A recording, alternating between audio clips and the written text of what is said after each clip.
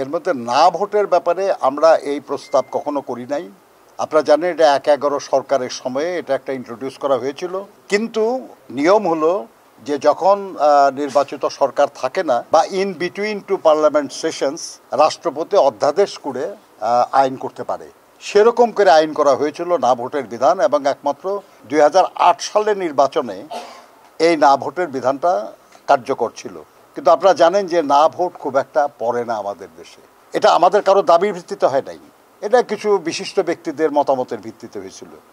এবং আপনারা জানেন যে এরপরে ২০০৯ যারা দায়িত্ব নিলেন তারা ১ মাসের মধ্যে ওই অধ্যাদেশগুলি অনুমোদন করার কথা ছিল, তারা অনুমোদন করতে যায় এই না ভোটের বিধানটা তারা অনুমোদন করেন নাই, ফলে এটা আইনে পরিণত হয় নাই।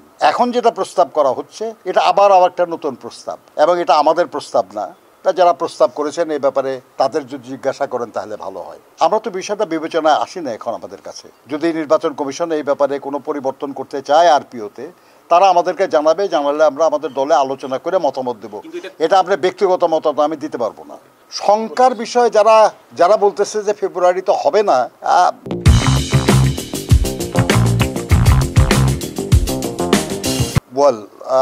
সবাই রাজনীতি করেন, বিভিন্ন গুরুত্বপূর্ণ পদে আছেন, তারা যদি মনে করেন আর কি যে ওনারা যদি বলেন নির্বাচন হবে তাহলে হবে, আর যদি বলেন হবে না এটা তো ভিন্ন কথা আর কি। কিন্তু আমরা তো যতটুকু জানি যে প্রধান বা উপদেষ্টা মহোদয় বলেছেন নির্বাচন হবে, নির্বাচন কমিশন প্রস্তুতি নিচ্ছে। তারপরে কিসের ভিত্তিতে কোন ক্ষমতার বলে উনি বললেন এটা, এ ব্যাপারে বোধহয় তাকে জিজ্ঞেস করলে ভালো হয়। আমার মনে হয় তাকে জিজ্ঞেস করলে ভালো হবে।